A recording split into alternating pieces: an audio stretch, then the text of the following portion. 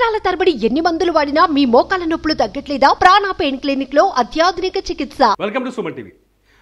కోల్కతా ఆర్జీకర్ ఆసుపత్రిలో జరిగిన అభయపై జరిగిన అఘాయిత్యంలో అసలు నిందితుడెవరు?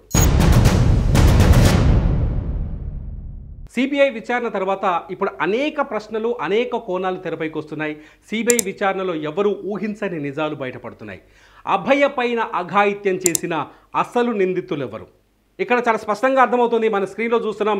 ఇక్కడ సంజయ్ రాయ్ స్క్రీన్ పైన మనం చాలా స్పష్టంగా చూస్తున్నాం. రెండు ఫోటోలు కనిపిస్తున్నాయి మనకి ఇక్కడ స్క్రీన్ పైన. చూడండి ఒకసారి. సంజయ్ రాయ్, ఇతను సంజయ్ రాయ్ ప్రస్తుతం నిందితుడిగా లొంగిపోయాడు. సంజయ్ రాయ్ ఇతనే ఆ రోజు ఉదయం ఆగస్టు 9వ తేదీన ఉదయం 4 గంటల ప్రాంతంలో అభయ పైన అత్యంత పాశవికంగా లైంగిక దాడి చేశాడని పోలీసుల ముందు ఇతనే ఒప్పుకున్నాడు పోలీసుల ముందు. ఇతనే నిందితుడని ఇప్పుడు అందరం భావిస్తున్నాం. కానీ సందీప్ ఘోష్ ఇతనేం చేశాడు?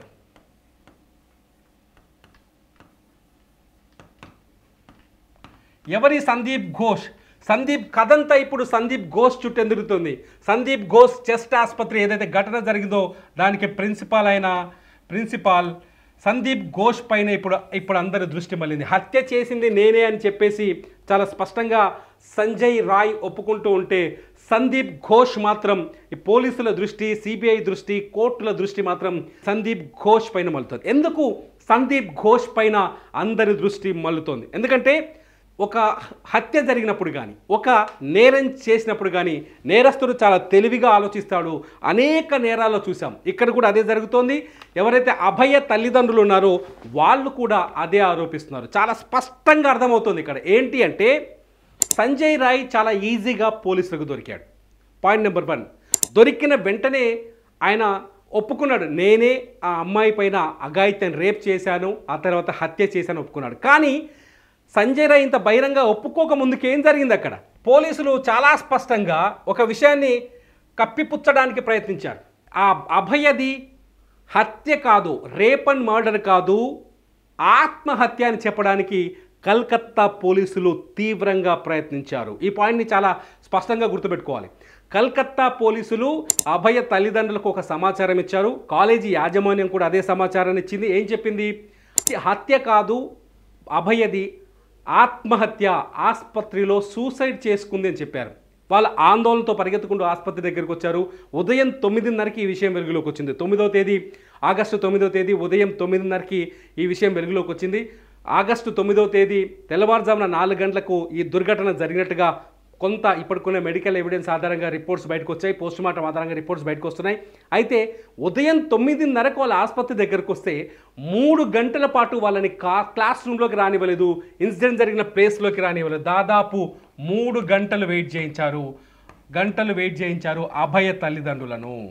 అభయ తల్లిదండ్రులను దాదాపు 3 గంటల పాటు పోలీసులు బయటనే వెయిట్ చేయించారు. లోపలికి రాకుండా అడ్డుకున్నారు. 3 గంటల తర్వాత వాళ్ళు ఆందోళన చేస్తే అప్పుడు ఇన్సిడెంట్ జరిగిన ప్లేస్కి తీసుకొస్తే అప్పుడే అభయ తండ్రి చాలా స్పష్టంగా చెప్పాడు, నా కూతురుపిది ఆత్మహత్య కాదు, ఆమె పైన అఘాయిత్యం జరిగినట్టుగా చాలా స్పష్టంగా అర్థమవుతోంది. అక్కడ రక్తపు మొరకలు ఉన్నాయి, ఆమె ఒంటిపైన అనేక గాయాలు కనిపిస్తున్నాయి, అర్ధనగ్నంలో కనిపిస్తుంది. నా కూతురు ఒంటిపైన బట్టలు లేవంటూ కన్నీరు కారుస్తూ చెప్పారు. పోలీసులు మాత్రం అప్పటికే అది ఆత్మహత్య అంటూ దాన్ని కప్పిపుచ్చే ప్రయత్నం చేశారు. ఆ వెంటనే ఎక్కడైతే సీన్ ఆఫ్ అఫెన్స్ ఉందో, నేరం జరిగిన స్థలం ఉందో, ఆ స్థలంలో ఆధారాలు లేకుండా కొన్ని ప్రయత్నాలు చేశారు కాలేజీ యాజమాన్యం. ఇందుకు పోలీసులు కూడా సహకరించినట్టుగా తెలుస్తుంది. ఆ 3 గంటలు ఆపిందే అందుకని చాలా స్పష్టంగా అర్థమవుతుంది. అంటే ఖచ్చితంగా సంజయ్ రాయ్ ఏం చెప్తున్నాడు? హత్య చేసింది నేనే, రేప్ చేసింది నేనే అని ఒప్పుకున్నాడు కదా. అంటే ఈ సంజయ్ రాయ్ని ప్రయోగించింది ఖచ్చితంగా సందీప్ ఘోష్ అనేది ఇక్కడ అందరూ అనుమానిస్తున్న వ్యవహారం. ఆ అభయ తల్లిదండ్రులు కూడా అదే చెప్తున్నారు. ఈ హత్య వెనుక సందీప్ ఘోష్ హస్తం ఉంది.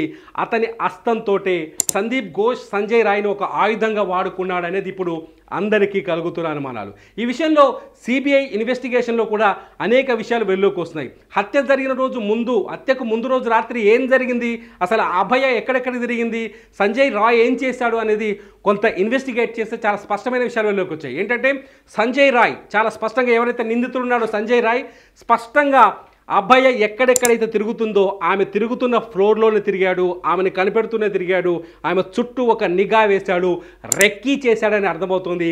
ఇది సిబిఐ తాజా నివేదికల్లో బయటపడింది. రాత్రి 9 గంటల సమయంలో 3rd ఫ్లోర్లో ఎక్కడైతే అభయ నిలిచిందో ఆ పక్కనే సంజయ్ రాయ్ కూడా నిల్చున్నాడని చెప్పేసి సిబిఐ తీసిన తాజా ఫుటేజ్లో, సీసీటీవీ ఫుటేజ్లో కూడా తేలింది. అట్ ది సేమ్ టైం అభయతో సంజయ్ రాయ్ కాకుండా ఇంకొక 4 డాక్టర్లు, ఇద్దరేమో పీజీ ట్రైనీ స్టూడెంట్స్, ఒకరేమో హౌస్ సర్జన్, ఇంకొకరేమో ఇంటర్న్షిప్ చేస్తున్న డాక్టర్లు. ఈ 4 వ్యక్తులు అభయతో మాట్లాడారు. అభయతో రాత్రి మాట్లాడారు, అభయతో కలిసి ఉన్నారు, చాలాసేపు డిస్కషన్ జరిగింది. ఆ తర్వాత రాత్రి 2 గంటల సమయంలో ఏదైతే అఘాయిత్యం జరిగిందో 2 గంటల 45 నిమిషాల తర్వాత అభయ రూమ్లో నిద్రపోయినట్టుగా తెలుస్తోంది.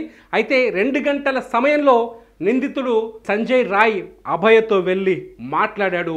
ఈ ఫుటేజ్ని కూడా సిబిఐ క్యాప్చర్ చేసింది. అట్ ది సేమ్ టైం ఈ 4 ఎవరైతే డాక్టర్లు ఉన్నారో ఆ నలుగురిలో 2 పీజీ ట్రైనీస్ ఎవరైతే ఉన్నారో వాళ్ళు అభయతో కలిసి మిడ్ నైట్ అంటే ఈ సంజయ్ రాయ్ ఆమెను కలవకు ముందే వెళ్ళి భోజనం కూడా చేశారు.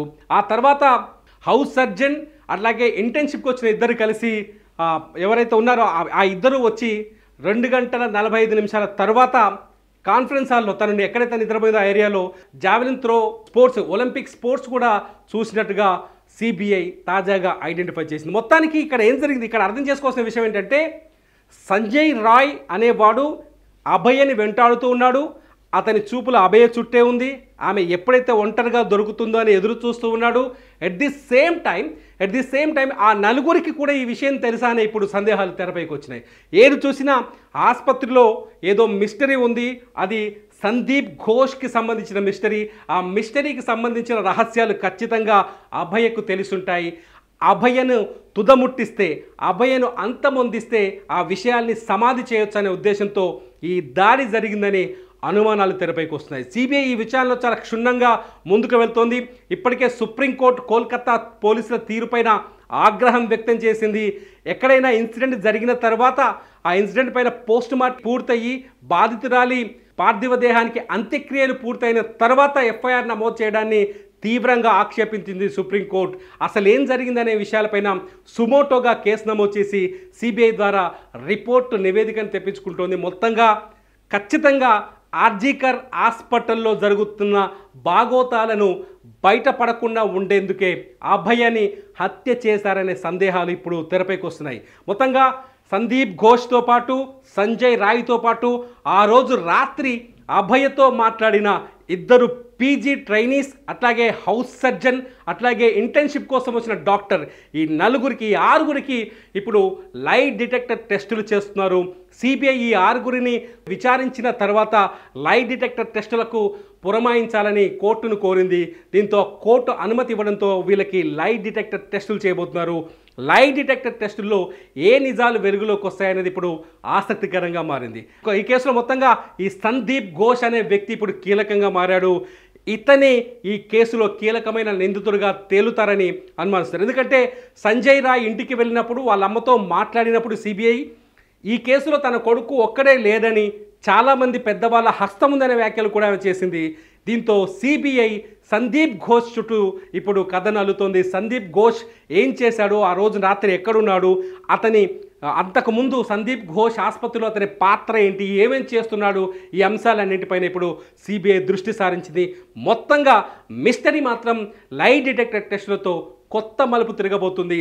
అస్సలు నిందితులు ఎవరో తేల్చబోతుంది సిబిఐ దర్యాప్తు. మీ బిజినెస్ ఏదైనా మీ ఊర్లో ప్రమోషన్ చేయాలంటే అది సుమన్ టీవీతోనే సాధ్యం. ఇప్పుడే సంప్రదించండి.